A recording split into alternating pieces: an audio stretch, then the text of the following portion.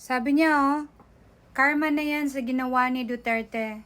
Karma na yan sa ginawa ni Duterte. Kulang lang ang buhay ni Duterte para sa pinatay niya sa war on drugs.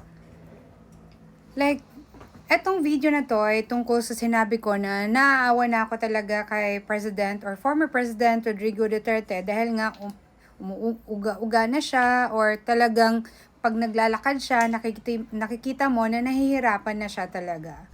Tapos ito yung comment na nabasa ko na talagang sa dami-dami ng comment, ito yung parang fini-feature ko ngayon kasi sabi niya, karma na yan sa ginawa ni Duterte at kulang pa yan sa pinatay niya sa war on drugs. So, hello? Okay ka lang ba?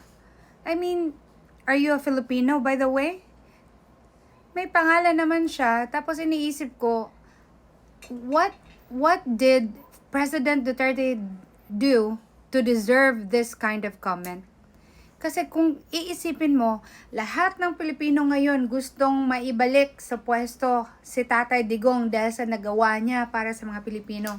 And here you are saying this at sabi mo pa, kulang pa yan sa pinatay ni Duterte sa war on drugs.